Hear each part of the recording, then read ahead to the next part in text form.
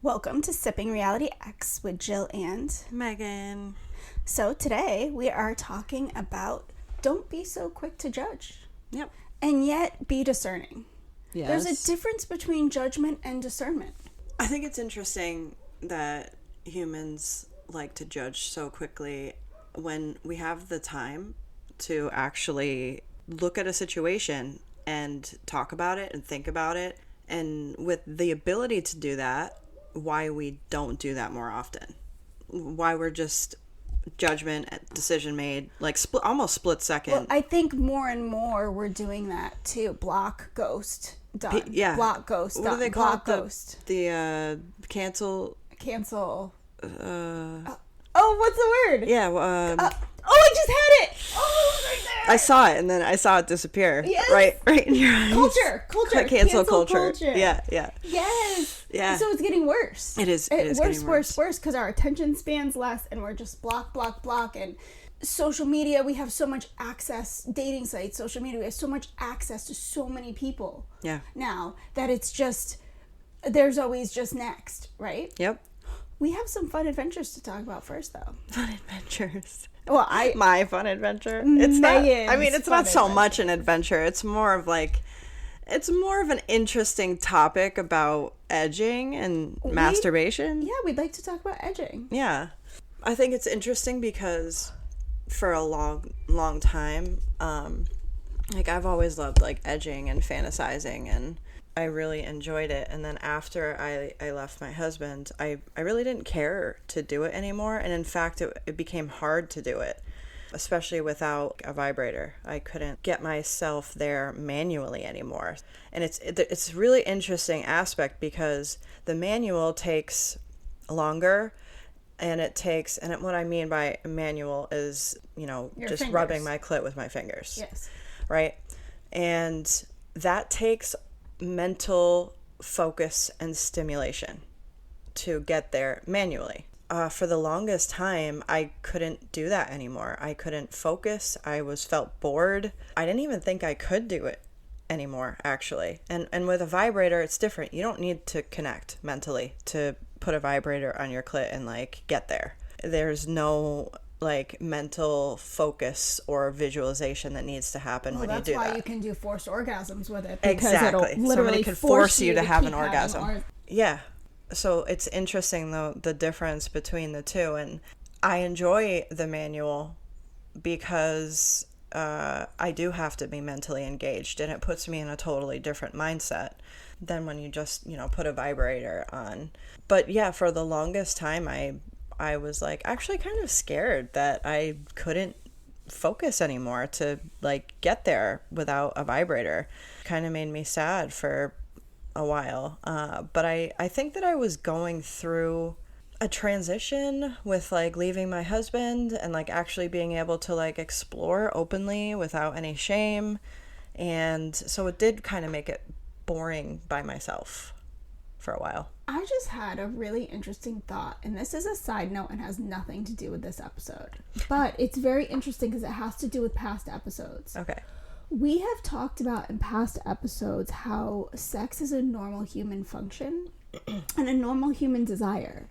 And not that we shouldn't be ashamed of it, right? Yes. The clit is on the outside. Mm-hmm. The clit does not get stimulated from penetration alone. Nope. I've just a side note, we don't need to get into it today. I just find that very interesting that we can gain the most pleasure. The orgasms I have from clit stimulation are so much more intense for me personally. And mental, right? Yes. It's so different. So just a little side note, that might be an interesting topic for another day, but that we did not think about that when we were talking about pleasure zones and how it's pleasurable. Anal, you talked about how anal is pleasurable. Why is that so pleasurable? We did not talk about the clit. That's interesting. And yeah, so just a side note. Yeah, we should. For a past episode, but we can move on with what we were talking about. We should talk about that more, but should. I mean, it kind of goes into this because it is very interesting how mentally connected I get when I manually masturbate my clit. I love the space that it puts me in too. It's just I do it every night before I go to sleep. to sleep. To sleep. I do it. I can't sleep without it. I do it to go to sleep. Unless I'm really exhausted. But it's interesting because I edging yesterday and fantasizing and, you know, just talking. And I've always loved doing that. I love getting myself to the edge. I love visualizing. It's always been something that I really enjoy, like mentally, and like not letting myself orgasm. And, you know, then I had sex for like 3 hours last night. Had a bunch of orgasms, just not from my clit, which is interesting too, because I have like 3 different orgasms, and the clit is a total different orgasm than the inside penetration, and then like squirting and stuff. So I have like an inside penetration orgasm where I like can feel the build up and then I like gush.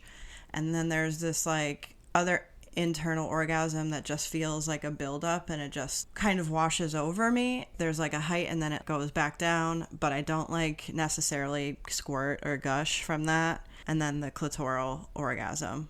I've experienced 3 different ones. I don't know. You also have your anal orgasms. Oh yes, that's another one. But I'm wondering if that's connected to one of those. Very possibly, because it's just on the other side. Because I squirt from that, like gush. Oh, okay. Yeah, I'm wondering if it just hits us because the missionary anal causes that same orgasm, that gushing orgasm, sometimes more intensely than. Well, you've said that it's been more intense. Oh my God, yeah, it's freaking incredible. That's why I say like. And I know you don't like anal, but okay. It's not that I don't like anal. I don't like poop. There's a difference. But there's not always anal poop. Feels very good. It's not that I don't enjoy anal. I think anal You're just feels worrying good. About poop because there's not always going to be poop.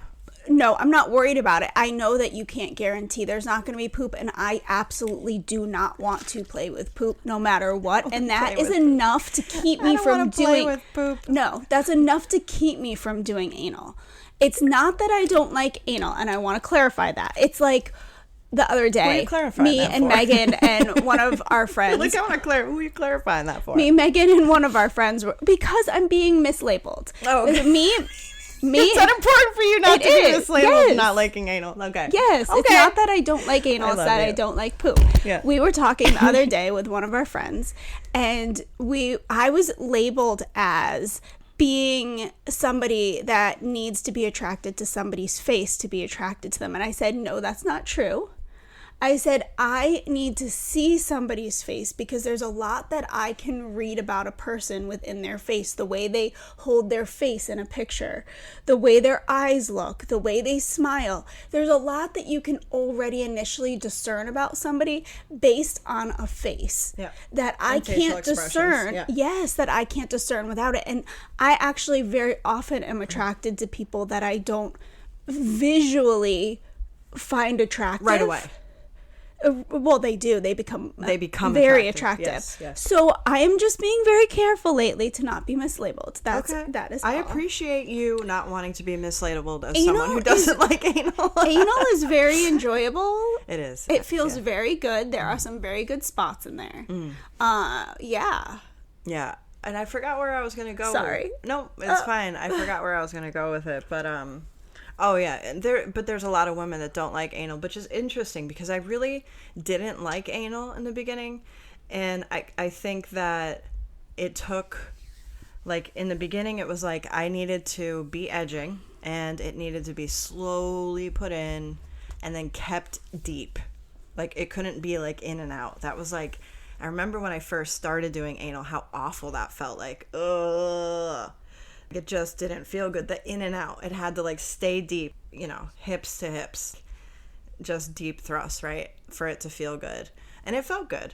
But over time, I have been able to do it without having to edge first or have any preparation and be completely like in and out and have it feel really good. So there was like an evolution. The muscles needed to get used to that. Right. They weren't built for penetration. No. But god damn it, why does it feel so good? Well, yeah, that's the thing. I don't know. I don't know either. Well, so you've really been enjoying that again lately. Yes. And that is what we wanted to get to. Yeah, I was actually kind of scared, as weird as that might sound, that I couldn't do it anymore. So, yeah, I've been really happy to be able to connect to my mind again and kind of like, I guess it's always been kind of a therapy for me to like slow down and kind of let my mind go somewhere else and like just develop these visuals and like be in that space and stop thinking about it's another way of being in like kind of a subspace. Yeah, stop thinking. Because my mind doesn't stop thinking. It doesn't stop. And when I'm in that space, it's just that. It's like just the visualization. Like, yeah, and it's really nice to disappear into that for a little while. Well, Megan disappeared yesterday. I did. She was kind of mad at me. I wasn't mad. I was concerned. Yeah. And I wouldn't say mad. I was hurt. I wasn't communicating to you what I needed. Well, it was disrespectful. It was. Yeah, you just didn't show up to record at all yesterday. I wasn't paying attention. Yesterday, I wasn't paying attention. She was in Fantasyland, and she needed that for a day, and I can understand that. But I also didn't communicate. But she didn't properly. communicate it properly. I was scared. Yeah, because you get scared because people haven't treated you right. But that's not what this episode is about. So. No, but I mean, it's fine to mention it. Well, I appreciate that. Yeah. We're talking so openly about this. Yeah, me too. And I mean, we always do.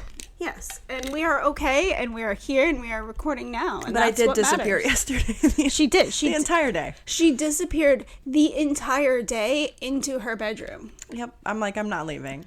No, she just edged. I'm fucking myself right now. Yeah. Yep. Yes. That's what I did. Yeah, it was an entire day. Mm-hmm. And I haven't done that. I haven't done that in years. That was the whole thing, that you couldn't get there, and now you're able to do that again. And yeah, and I didn't want to leave it. Yeah. That's what happened. Yeah. Because once I started it, I was like, I'm not leaving this. Oh, no, you knew you weren't. Yeah. Yeah, you said, no, I want to be in Fantasyland, is what you said. Yes. Yeah. At least she was texting every once in a while. Like, I knew she wasn't dead. I knew why I was doing it, too. I was like, I was so happy to have been able to get to that place again that I just didn't want it to stop. No, I didn't. Yeah.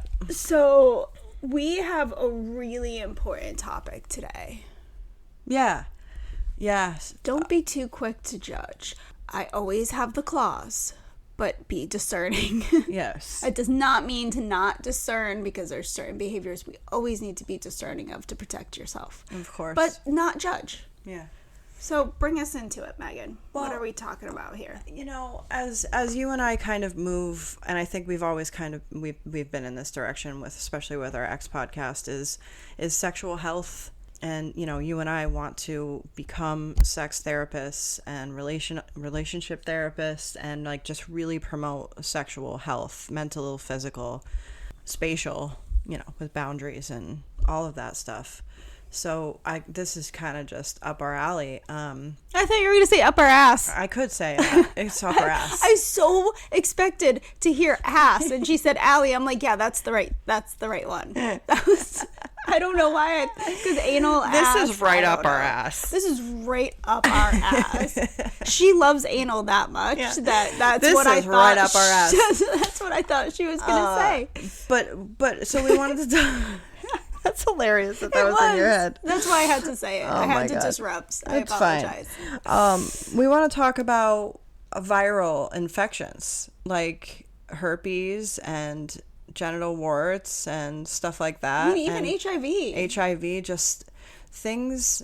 And we're not experts. We are not here to say that we are experts on this topic whatsoever. We're not scientists. We're not doctors. This is just something that we're thinking about and would like to study more of. Just as we've taken more holistic approaches in our own lives, we've learned a lot of different things about viruses and misconceptions too. And you know, I've known a lot of people that have had herpes and they never gave it to their partners.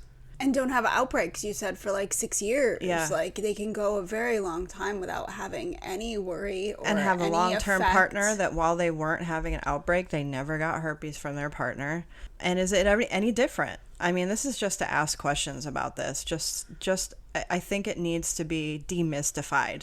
Well, I think if In a we way. meet somebody and they tell us and they're very honest and upfront and say, hey, I need you to know, if you consider talking to me, you need to know I have herpes. It's just a really good example is to use herpes, because it's not something you can just go to the doctor. If somebody's like, oh, I have chlamydia, okay, well, take care of that. Get a clean test. And Right. But even then, there's already judgment. There's already, oh, wow, you're dirty. Oh, wow, like, I don't want to mess with somebody who would have that. And you know what? You may have had sex with 100 people, and that other person had sex with 2. They got something you didn't. Like, I mean, you I've were heard lucky. stories where somebody had sex for the first time and got HIV. Yes. Like, And so if somebody says, I have herpes, it's not being so quick to judge. Okay, well, what do you do to manage that? Like, it doesn't mean that somebody should be off the table to consider dating them. Right. Or being a play partner or enjoying a friendship with them or Yes. whatever. We shouldn't just judge so quick to write people off, cancel culture, because somebody has a sexually transmitted disease or infection. and when we're thinking about herpes specifically, like if somebody has herpes on their mouth, you're just not going to kiss them when they have an outbreak, but you're not going to not consider ever kissing them again. I've never heard of somebody saying that they won't date somebody because they get cold sores. And cold sores is herpes of the mouth. Yeah. And they just don't kiss them when they have an outbreak. Yes. That's it. Yes. And when they don't have an outbreak, they do not get herpes from that partner. And I think it's the same for genital herpes. Well, you know several people that have them that have had long-term partners that have never gotten Never herpes contracted from herpes from them. Yep. Yes, correct. And that doesn't mean that there's not safety and precautions so that you don't also get them. But we shouldn't just write somebody off without getting to know them and seeing if they could be a potential partner. Well, I think the way that people look at viruses in general, like, is very skewed because of Western medicine. I mean, it's a big possibility. I mean, I've heard people have literally been able to get rid of the HIV virus in their body. They've been able to get rid of herpes And virus herpes, in their yeah. body. You know, we need to look at these things differently. I think we are made of bacteria. If something gets unbalanced, is there a way to get to homeostasis again? It's not so black and white. And As we've been taught and made to believe that it is. right. And it's interesting because I went to the dentist a couple weeks ago for a cleaning, and I hadn't been since 2019. I actually oil pull with coconut oil, and I do it every single morning now. I didn't. I used to do it like every once in a while, and then I started doing it like 5 days a week, then 6 days, and now I just do it every day. It's just part of my morning routine. Yep. And the dentist was like, oh, wow, your teeth look great, because she was surprised because I hadn't been there since 2019. And I said, she's like, what do you do? And I said, oh, I oil pull with really good, refined, cold pressed, like top of the line coconut oil. And she's like, you know what? She told me this whole story. And I know this isn't sexual, but well, oral health can affect your sex life. Oh, Absolutely. it certainly can. And she said that she has this woman that comes in every 6 months and her teeth are black because she smokes, and it's like they are so dark, and that she sits there and she spends all this time scraping them and getting all the stains off, and the woman ends up leaving with white teeth again, and every 6 months she comes back in, and that all of a sudden, this last time she came back in, this woman's teeth weren't all black and stained. And she was like, what changed? What happened? What did you do? And the woman told her she started oil pulling. But then hear what the dentist said to me. The dentist said, even with all this evidence, clearly, that she has of seeing people come in who start oil pulling and it's clearly caring well for their teeth. She said, well, there's no evidence to suggest that it actually works, but my attitude is if it's working for you, then why don't you keep doing it? No, that is pure evidence. Well, yeah. see, that this is the thing. And so very often, even with things like herpes, we hear that there's been our ways focus that is people, what we believe, always. Well, true. Yeah. And we hear about how people have actually been able to get the herpes virus out of their body, but it's not with the same typical methods that we've been raised to understand and know. And because we don't have and never do studies on these other ways of healing the body, we can sometimes be quick to assume that it's not science. Right. And yet it is science, and there's evidence to prove that in some people it works. Right. I mean, look at what we just learned about mycoplasma. Yes. And depending on how you Google about mycoplasma, it either tells you it's just a bacteria that's part of the normal flora for male and female. That can become overgrown. That can overgrow, just like all the bacteria from bacterial vaginosis that causes bacterial vaginosis, right? I don't know the specific bacteria that causes that, but same thing. And then you type in it a different way in Google, it tells you it's a sexually transmitted disease. Yeah. And you can catch it from someone. Yes. And which doesn't make any sense if it is a natural part of the human flora. Yes. The genital flora. How it could be sexually transmitted.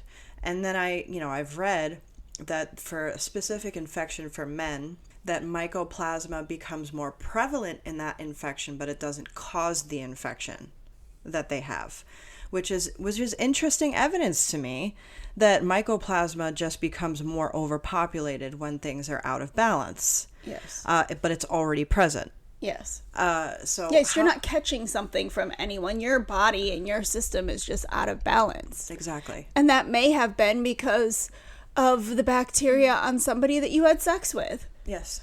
But you're not catching an infection from them. You're not catching some disease. You're not dirty. If you're getting a bomb of extra specific bacteria and your body isn't able to manage it, it's going to overgrow. If you're already not in a homeostasis and in a place where your body is like, oh, this is extra bacteria, let's just flush this out, it actually takes on an attack and overgrows it instead of functioning properly. Like it's not an STI.